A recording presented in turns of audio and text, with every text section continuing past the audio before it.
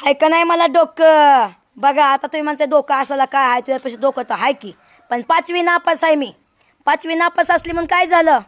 Smart डोकं आहे माझ्याकडे, स्मार्ट डोकं. हां, तुमच्यासारखं थोडी आहे की शायनिंग मारायला 4 व्हीलर पाहिजे, पोरगी मागं बसवायला 4 व्हीलर पाहिजे, 2 व्हीलर पाहिजे. पण मी बघा गावाला घर घेतलं 2-3 वर्षापूर्वीचं.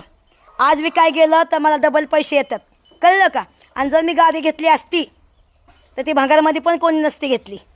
बरोबर आहे की नाही? किती वेळा ठोकली असते, ॲक्सिडेंट झाला असता, किंवा पडलं असतं, किंवा पाय मोडला असता, काय ना काय होईन. पण मी तसं नाही केलं. मी डोकं चालवलं, डोकं.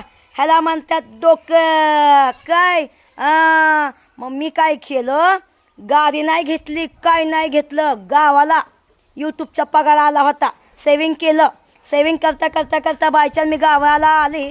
गावाला आल्यानंतर एक जण बोललं की असं असं घरी काय निघाले, घेते का जागा? तर मी म्हटलं बघूया. मी येईल त्यावेळेस तर मी शायनिंग मारायला गेली होती की चला मुंबईची हवा दाखवू आपण गावाला जाऊन. पण खरंच सांगते, मी ते घर घेण्यासाठी नव्हती गेली, पण असंच बघण्यासाठी गेली. बघायला पैसे लागत नाही म्हणून मी गेली. गेल्यानंतर मग मी तिला विचारलं ह्याचा भाव त्याचा भाव. मग तिने सांगितलं. म्हटलं बापरे खूपच आहे. मग ही जागा पण माझीच होती, पण ही जागा का कुठं जाणार नाही म्हटलं. ते जागा बघा आत्ता घेतली, म्हणजे त्यावेळेस घेतली तर किती कामी आली. आता आमच्या गावामध्ये MIDC होणार आहे. आता त्या जवळजवळ डबल का ट्रिपल भाव होईल माझ्या घराचा. कोणचा?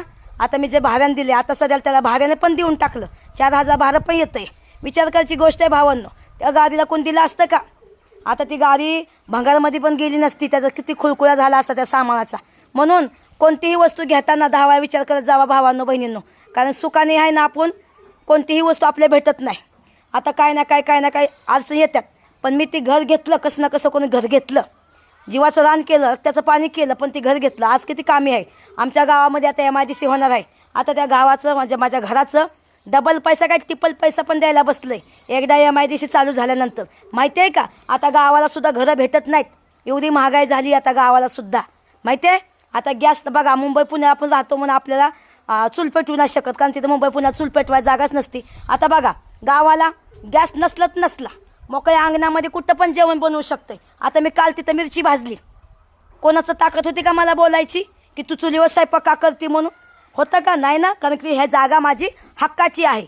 हक्काच्या जागेवर कोणीच बोलू नाही शकणार. बरोबर आहे का नाही? आता भाड्याची जागा असते तर बोलले असते माझी तर का चूल पेटवली. म्हणून सोनं घ्यायच्या आधी, गाडी घोडा घ्यायच्या आधी जागा घ्या, जागा. जमीन घ्या, जमीन. हां, आता एक व्हिडिओ टाकते. माझ्या घराशेजारी एक जमीन निघाली विकायला.